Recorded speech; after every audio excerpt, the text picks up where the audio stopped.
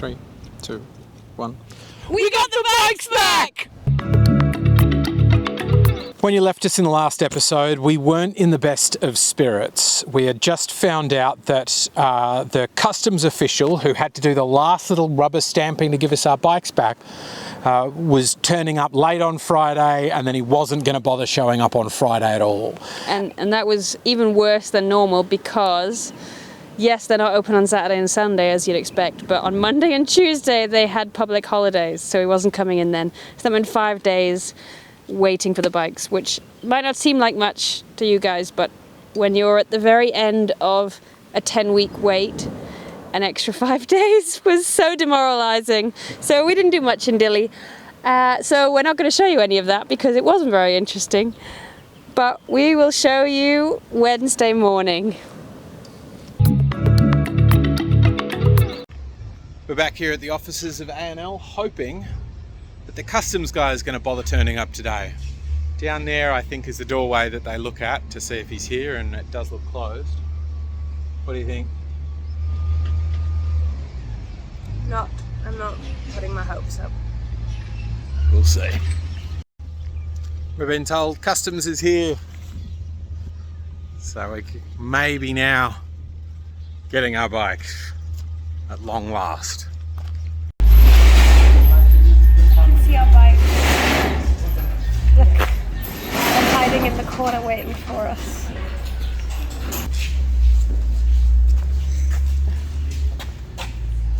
It's been so long.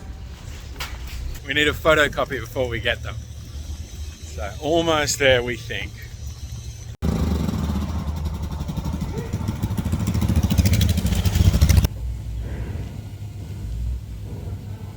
I cannot believe we've actually got our bikes. So now we've just got to try and return, or we've got to return our scooter. And we need to wash it. So we're going to leave a bike here. We're going to go to the bike washing place, drop a bike off there, ride back, pick up the second bike, and ride back to the scooter place, wait for someone to come and pick it up from there, and then we can go and pack. But yeah, it's only about 10:30. This is as successful as I thought the day was going to go. Because that process had been a lot smoother than we thought it was going to be, we suddenly thought we just want to get going. So we made the decision to run home as quickly as we could and pack everything so that we could get on the road same day. And it was really, really important that we checked the room for everything. Everything. All of our things. We're missing some things. We're missing some things. As you know, quite a few episodes ago on our way to out of Jim, I destroyed this pannier. So I sent an email cap in hand begging Moscow Moto, going, look, I know I'm outside the warranty period, but I really love your stuff and we do YouTube videos. Could you just reduce the price a bit? And so they've sent me a whole new kit and I'm now unboxing it. So this is a whole new kit to remount that pannier. It's missing that backboard, so I'll just replace the backboard from my existing pannier, put it on that, and we should be good to go. I'm really excited by this because I really love their gear. So there you go, non-paid promotion, but somewhat encouraged. Thank you, Moscow Moto. Okay, this is it. It's 3 minutes past 2. I've just plugged in our destination for the day, which is Com, which is to the east of the island. And it says 4 hours, or 3 hours 50. Apparently the road's beautiful, so timing should be really good. And Harry is just getting the last couple of wires and closing up the door. So we'll be off in a couple of minutes. And I just cannot believe I'm back on the road. It's been 2.5 months since we were last riding our bikes. Yeah, over 10 weeks, which is just unbelievable. We rode for 2 weeks and then we were off the bikes for 10 weeks. It's just must be one of the worst starts.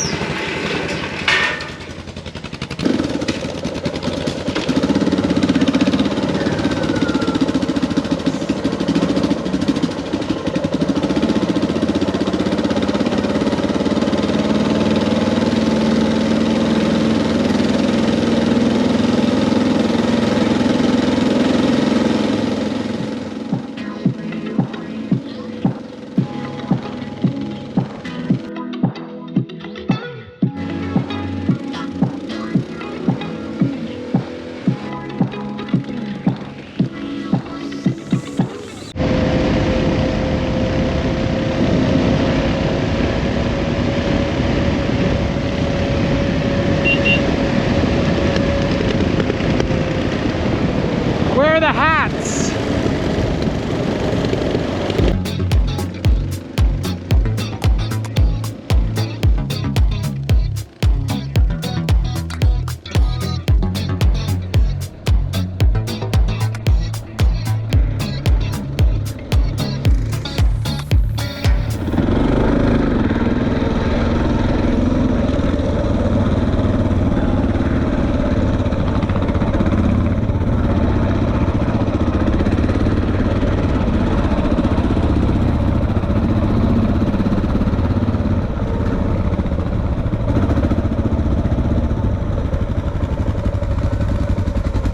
Bit of a change of plan. We are in Baucau, which is about halfway on the route we were going to do. I think it got to the point that we knew we were going to get there after sunset, and it's a very small fishing village.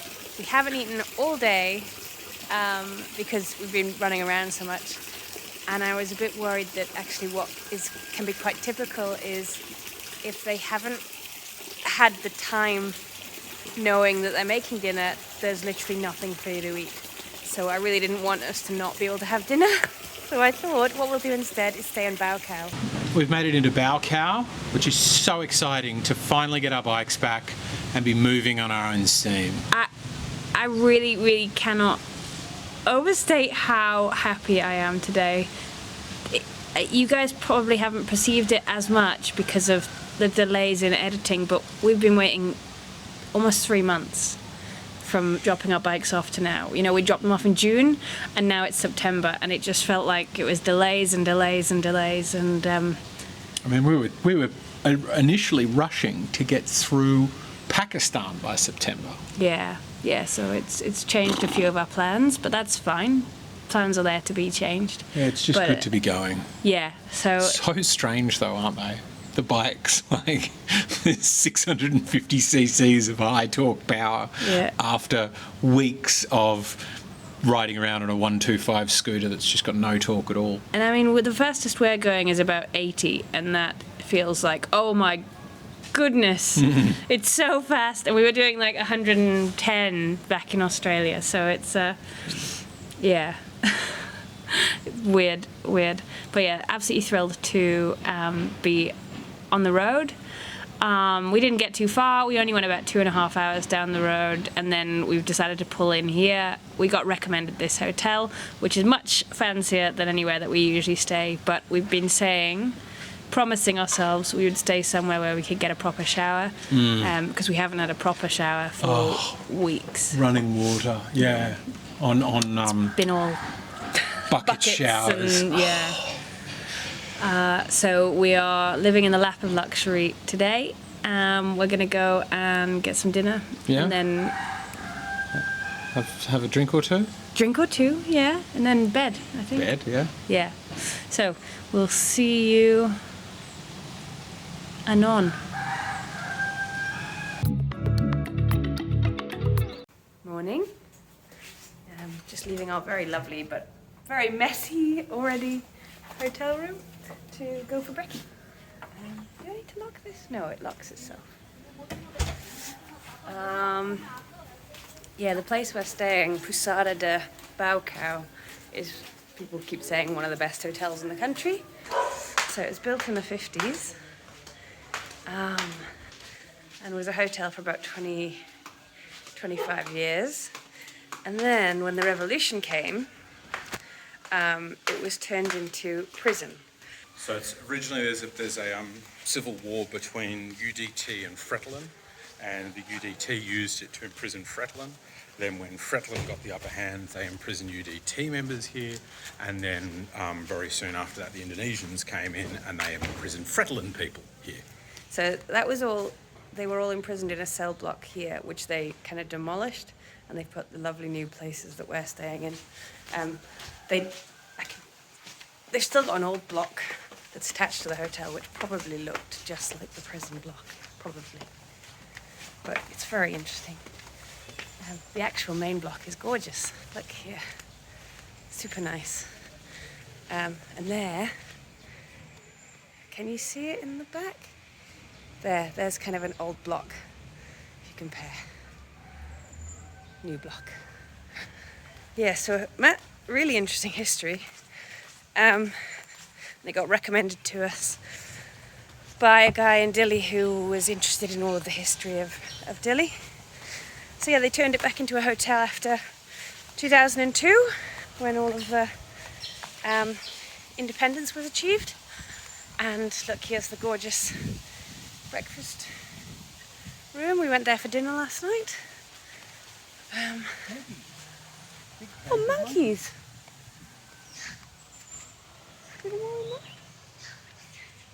This. Yeah, so we're gonna have some brekkie, and then after that I'll tell you guys what we're up to today. Okay, it is now about 9:45. I'm a very sweaty boy. Yes, we had a very slow repacking the bikes. It takes a bit to get back into it again, and everything is like, you couldn't put another grain of rice in our bags. We have been thinking about what to do today. So some of the things that people say to do on the East is to go and visit a couple of beaches, but we feel like all we've been doing the last 2 months is visiting beaches. So we're going to give that a miss. So no Com, no Jacko, which are kind of the normal top things to do in the east of the country. And we're going to go see a crocodile lake. Yes.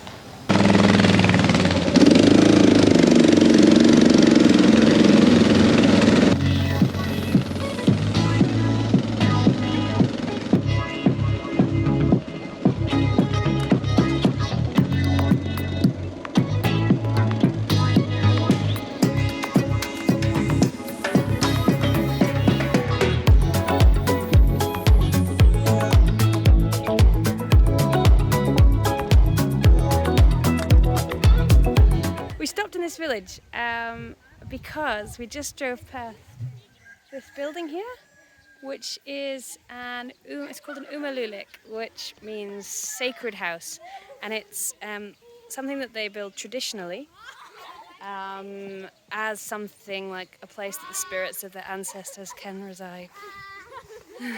Bon dia. Bon tardi.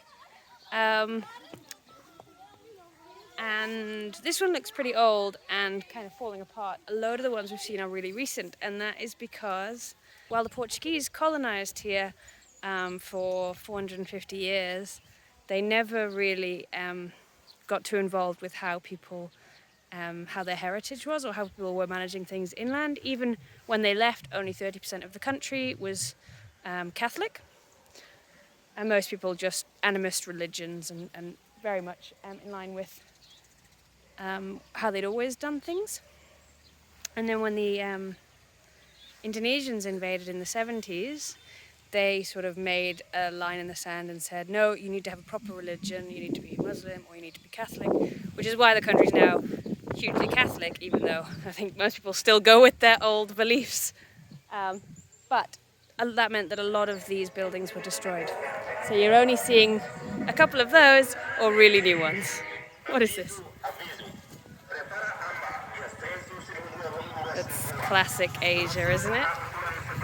Anyway, we're carrying on. We're not far now, right? No, 17 k's till the crocodiles. Let's go. I've got more spirit stuff about crocodiles to tell you.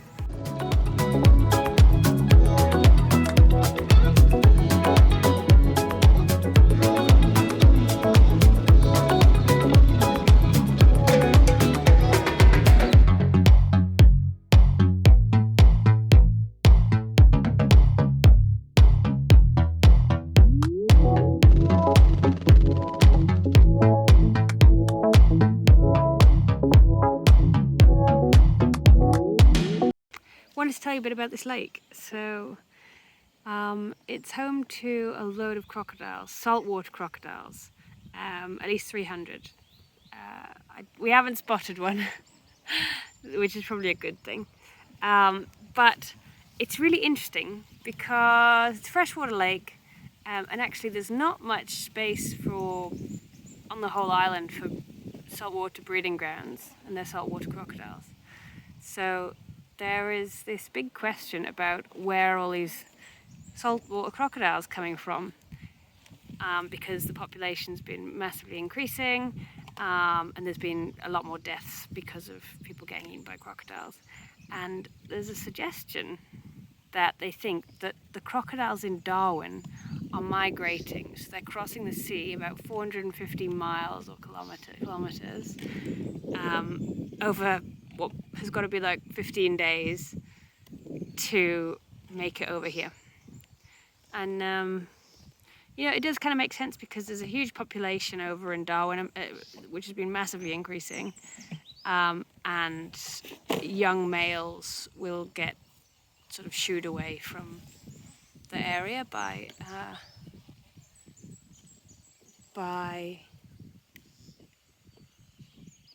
the bigger crocs, so they'll kind of go out to sea.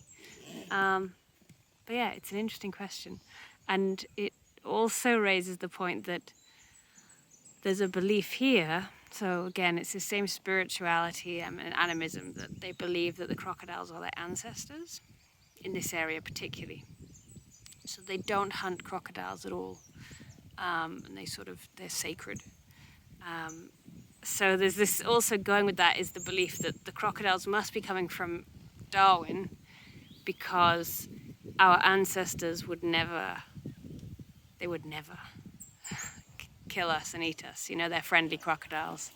So it must be that the crocodiles are coming from Darwin and they're not our ancestors. I tell you, it's those immigrants. Yes. I've just gone down there and the road is completely submerged in water, and it looks really overgrown, like it's not been used in a long time. And what we've got instead is this. Can you see that? There's a bamboo boat with a little string, which is tied up at the other end of the lake crossing. So I think we'll turn back. We're actually going to head back to Baucau. We're going to stay there again tonight because tomorrow, the road from Baucau is the road to get down to the south of the country. Brave people over there. She's standing out thigh high in water. It's like a few adults and a few kids. What are you doing? You're crazy? Why do they have to stand waist deep to fish? Can't you just cast further and fish from the shore? So there is quite a few fatalities each year from crocs. 84% of them come from people fishing. Don't get it. This town that we're riding through, we just rode through before on the way out, and it has loads of those sacred houses. See if I can spot some now, I wasn't filming.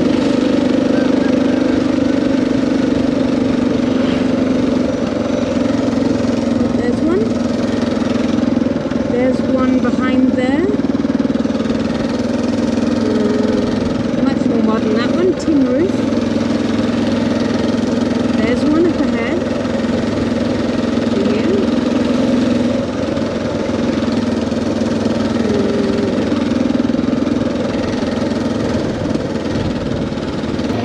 What's happening here? Oh, it's a cockfight.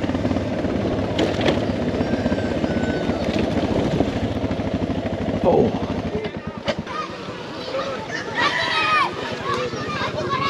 Oh, you finished? Oh.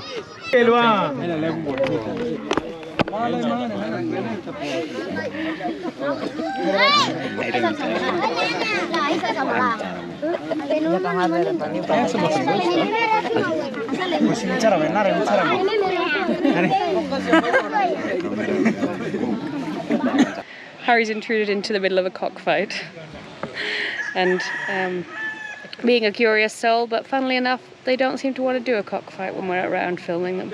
So, I know there's quite a possibility. I mean, if you saw the chicken that was being led away, I was trying to not to obviously point the camera at it, but if you saw the chicken that was being led away, it had been nearly gutted. But I just don't think it's a Westerner's place to be like, oh, you treat chickens poorly. It's like, have you visited the battery farms? Are you sure that's a better life? It's a happy rooster that gets gutted after a while. Okay, bye-bye.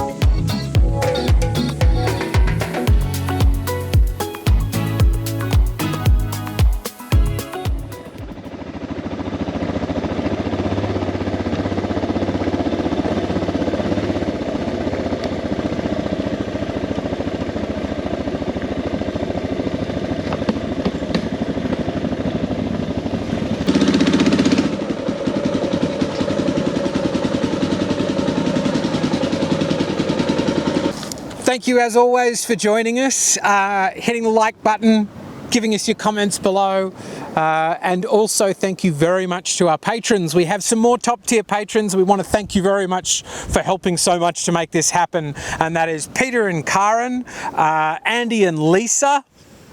Lisa, did I get that right? You're going to tell me. And Claire. Thank you so much, guys, for helping out, and we will see you again in the next episode.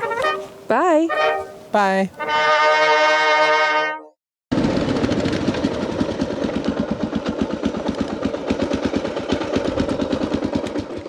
Your flip-flops are gone. Sorry? Your flip-flops.